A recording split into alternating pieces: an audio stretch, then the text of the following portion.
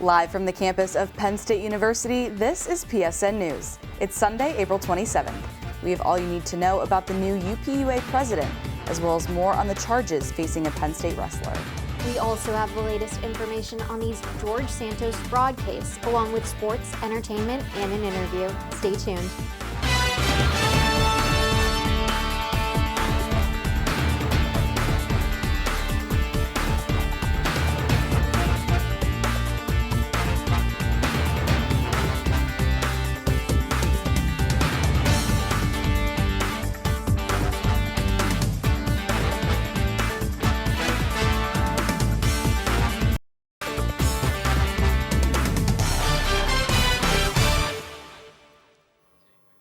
Thanks for joining us tonight. I'm Anneke Wagner. And I'm Emma Goldkopf. Following Rasha El-Wakil's removal as University Park Undergraduate Association president, Vice President Fletcher Port has assumed the role of president. This move is in accordance with UPUA's governing documents after El-Wakil was removed as a result of a secret vote Wednesday night.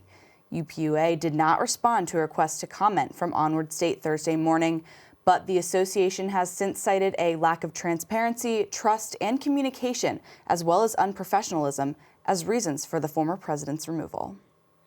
Penn State's chapter of the NAACP is criticizing the closed-door meeting where the University Park Undergraduate Association president was removed from the assembly. In a statement Thursday, the chapter asked for a detailed account of the impeachment proceedings from the UPUA, citing student body participation in the election as the reason for the demand. The chapter claims UPUA's failure to release a statement on the impeachment is not only alarming, but undermines the integrity of the democratic process itself. Penn State wrestler Braden Davis is facing multiple charges after he trespassed on fraternity property and ran from police. The incident occurred in the early morning of March 19th, when police were dispatched to a fraternity on Prospect Avenue after a private security employee reported a disturbance. Davis has been charged with resisting arrest, evading on foot, defiant trespass, underage possession of alcohol, and public drunkenness. He is not currently in custody, but is awaiting a preliminary hearing on May 21st. A Penn State international student sued the Trump administration Thursday, arguing the federal government denied him due process when it revoked his student visa that allowed him to be in the U.S. The Indian student Pradyumna Vallabhajosiola asked U.S. District Judge Matthew W. Brand to stop the government from deporting him and allow him to complete his computer science degree, for which he is expected to graduate in spring of 2026.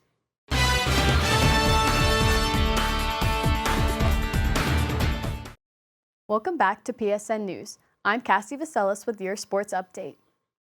Penn State men's volleyball swept Princeton yesterday for their 37th EIVA tournament title. The Nittany Lions swept all three of their opponents in the tournament to improve to 14-15 and grab the conference's automatic bid to the NCAA tournament. Michael Schwob tallied 35 assists in the match as well as 9 aces in the tournament to be named the EIVA tournament's most outstanding player. Penn State men's lacrosse took down Johns Hopkins yesterday in the first round of the Big Ten tournament. The blue and white won 13-12 with Kyle Lehman scoring 4 goals. The Nittany Lions caused 11 turnovers while only committing 5 themselves. Penn State won the faceoff battle 16-13. The Nittany Lions will take on the Maryland Terrapins on Thursday in the Big Ten Tournament semifinals in Ann Arbor, Michigan. The 2025 NFL Draft started on Thursday and ended yesterday. The draft was full of surprises, and there were 5 Penn Staters drafted. The top 3 picks were Cameron Ward to the Tennessee Titans, Travis Hunter to the Jacksonville Jaguars, and Abdul Carter to the New York Giants. One of the big storylines this weekend was quarterback Shedeur Sanders falling to the 5th round and getting drafted by the Cleveland Browns. The NHL playoffs are in full swing as each team is battling to make it into the second round. Each team in the playoffs has won 1 game, causing there to be no sweeps. Going into the playoffs, the Winnipeg Jets are the NHL's top seed, while the Washington Capitals earned the number 1 seed in the East. Adrian Kempe from the Los Angeles Kings leads the playoffs in points with 9. Carolina Hurricanes' Frederick Anderson leads goalies with a save percentage of 94%. That's all for your sports update. After the break, Christian Audia has the latest in the world of entertainment. Stay tuned.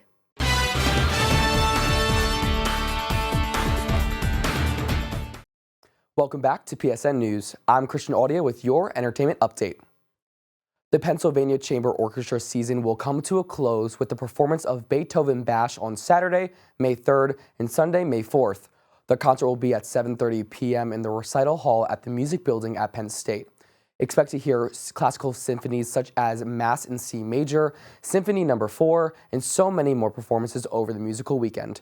Tickets for the concert are priced between $7 and $30 and can be bought in advance on the Pennsylvania Chamber Orchestra website or at the door. Penn State's annual student-run music festival, Movin' On, showcases a variety of performing artists as a celebration for the graduating seniors. At the intramural field on May 2nd, the lineup will be jam-packed with talent, including headliner All-American Rejects, Pusha T, Baby Tate, and many more talented artists. Celebrating its 50th year, Movin' On continues to provide the festival free of charge and a night of musical fun. To ensure you have the most amount of fun while staying safe, make sure to bring a water bottle to stay hydrated and sunscreen so you don't get burnt. The official teaser video for the Season 3 of The Summer I Turned Pretty finally arrived April 24th, and the clip makes it clear that the complicated love story between Belly Conklin, Jeremiah Fisher, and Conrad Fisher will be at the center of the final installment. The trailer provided a glimpse at a pivotal moment from Jenny Han's third book in the trilogy, We Will Always Have Summer, where Belly and Conrad unexpectedly run into each other at the cousins' beach house over Christmas break and end up hanging out all night without telling Jeremiah, who Belly starts dating at the end of the second novel. With so many questions to be answered, make sure to tune in July 16th when the third season is expected to air. The 2025 American Music Awards nominees were announced on Wednesday, with Kendrick Lamar leading with 10 nominations. Post Malone has 8 nominations, with Billie Eilish, Chappell Roan, and Shabuzi having 7 nominations. Some first-time nominees include Doechii, Jelly Roll, and Tommy Richmond. Voting is now open in all award categories via voteamas.com and the AMA's Instagram page, but will close on May 15th at 11:59 p.m., so make sure to get those votes in before it's too late. The award show will air live from Las Vegas at 8 p.m. on May 26th on CBS and Paramount+. That's all for your entertainment update. Coming up next, interview anchor Abby Shashute will be speaking with Chris Vinay, an incoming producer for Penn State Sports Night. Stay tuned.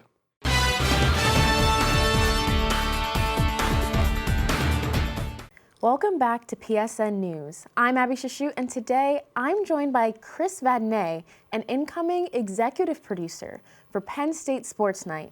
Thank you so much for joining us to chat with us this evening, Chris. Thanks for having me. So kind of to start, I guess, what was your journey throughout Penn State Sports Night? Like, how did you get started? So I started this year, actually. I've only been a comm major for 3 semesters. Even though I'm a incoming junior now. I was originally a physics major, did not enjoy that at all. So I switched to this, started doing other clubs like comm radio, things like that. And then this year, I wanted to get more involved, so joined Sports Night, loved doing it every week, great people there. My producers were great. They taught me a lot about being on air, about reporting, my presence. They've helped me work a lot on off camera, and have gotten me to the point where I am, and they put out applications to be a producer. I wanted to help others get to where I'm at now and improve, help everyone else improve, and I was lucky enough to be selected, so. That's awesome. And kind of like going into the journalism realm, did you know that you wanted to focus on sports, or did you kind of like discover that through your involvement in comm radio, Sports Night, and the organizations that you joined? Yeah, I definitely wanted to go into sports off the rip. I've always been a sports guy since I was little. I had a bunch of friends who lived on my street, so I've been a big sports kid since I was little. And then switching into this, I was definitely interested in doing a lot of stuff, classes and things like that. I've done some more general news reporting like you guys here. But sports is really just what I enjoy. I want to get involved in it. I want to really help make a great production, just talk about what I love professionally and something that I'm passionate about. Mm-hmm. And is there a specific sport that you like to talk about, play even? Yeah. Absolutely. I didn't play it much actually, but I love basketball, especially the NBA. I'm a Massachusetts guy, so I'm a big Celtics fan, so I can't complain too much about how they're doing right now, hopefully going back to back. But yeah, basketball has been really great. I love March Madness too, so that was glued to my screen for that. Playoffs are going on right now for the NBA, so I've been glued to my screen for that too. Celtics actually play tonight, so I'll be doing that after this wraps up. But yeah, basketball, football. I played a lot of volleyball in high school, so I'm excited. I do beat reporting for the men's team here.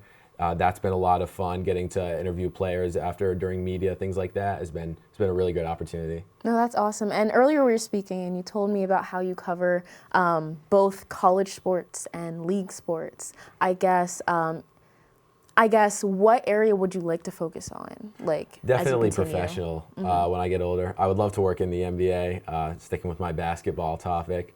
That NFL, really, any professional league, just working at that high of a level at a professional company like, ESPN or Fox Sports, whatever hires me, I'm figure that out in the future. But yeah, definitely want to stick to the professional sports in the future. But I would love to work in college too. That's awesome. And I guess kind of going off of that, how has being a part of the show helped you grow, and how has it impacted you as you're working toward these goals? First of all, my professionalism. Like I sort of get like this imposter syndrome whenever I'm doing this stuff, and I'm like, oh, this is a beautiful studio we have, working in such a professional setting. But this year, especially getting to be a part of Sports Night and just taking that step up, especially in the future, I've had the opportunity to take myself more seriously, take my work more seriously, and really see what I'm capable of in the future. And I'm really excited for that, and I'm excited to do the best that I can and help not just Sports Night, but help all PSN TV get better. No, that's awesome. And you said that you started in the beginning of your sophomore year, and now you're becoming an EP. That's epic. Yeah. Like the amount of growth and people seeing how much work you've put in. Honestly, congrats on that. That's I really appreciate it. Exciting. Thank you so much. I guess becoming EP, what is one of your visions for the show? Like, whether it's something that you guys are currently doing or something that you want to add? Yeah, one of the ideas that I pitched we had interviews for them, and it was an idea for a new segment. Name's tentative, but I sort of called it Sports 101, which the idea behind it was, do you have a family member that did you ever watch sports or something, and they don't really know what's going on? I have family members like that, and I've always wanted to be able to talk to them about especially what I do and the sports that I cover. So the idea behind the segment was to teach people about a certain aspect of a game or sport that's relevant during that time. So maybe explaining for basketball's sake, we'll stick with that, like what a pick and roll is, different types of offenses, things like that, and just more of an educational segment for the viewer to not just improve their knowledge, but help give a better understanding of the sports that we do and sports that we covered. I think it would not just help viewers, but I think it would help us become better journalists in our field. No, that sounds awesome. I know personally I would tune in. I did not grow up watching sports, so I'm a little bit rusty. Yeah. I'm a little bit rusty. Exactly. That's what the segment would be for. If you ever wanted to, if there's something that you want to learn about, a certain sport, they're like, oh, that kind of seems interesting, then you could probably check that out and learn a thing or two. Got you. I guess, do you have any sports lingo that you could share with me right now that you might talk about? You mentioned a pick and roll. A pick and roll. That yeah. Is okay. That's a basketball term. It's when the point guard passes it into the big in the middle and either rolls off of them, which they can drive to the paint, and the big can either pass to them or the big can figure out, do they want to do their own thing in the center? So it gives them two options, and it's a pretty essential part in modern basketball today and how their offenses are run. Oh, that's awesome. Well, I know that I'm going to be tuning in, as I said. Thank you. I really want to get my sports knowledge up. But anything else that you would like to share about the show and like next year? Just in general, we do a show every other week. 1 week is our recorded show where we talk about really anything that we put our minds to. If we want to talk about professional, we want to talk about college, whatever's relevant at the time. And then every other week we have our Dear Old State update, where we do as I mentioned, I do beat reporting for the volleyball team, but we do football, we do basketball, men's, women's, all that. And we come together and we talk about, we update you on what's been going on around Penn State. It's a lot of fun, and it's a good watch. That's awesome. Well, thank you so much for coming in this evening. Us, yeah. Make sure you tune in to Sports Night next semester when they start back up. But now stick around, because coming up next, Emma and Annika will have the latest news from across the nation.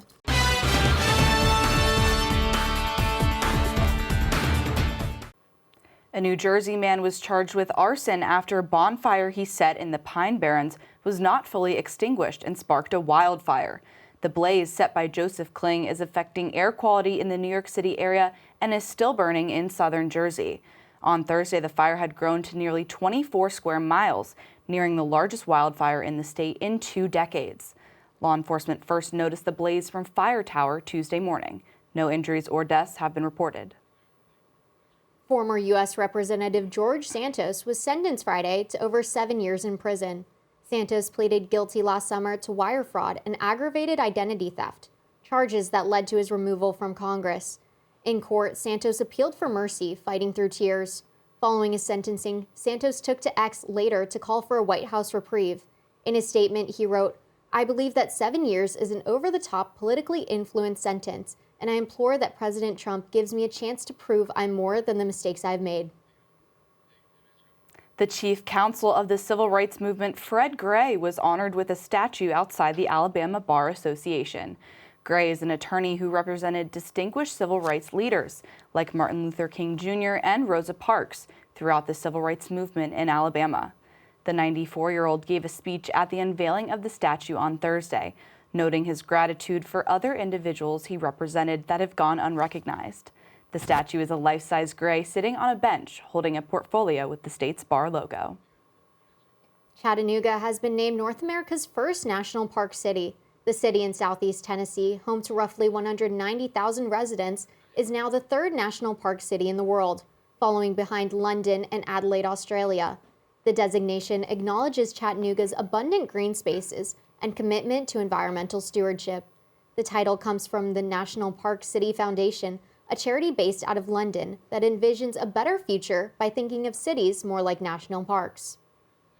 That concludes our show tonight at PSN News. Be sure to check us out on Twitter and Facebook at PSN News, on Instagram at Penn State Network News, and to subscribe to our YouTube channel at youtube.com/PSN News.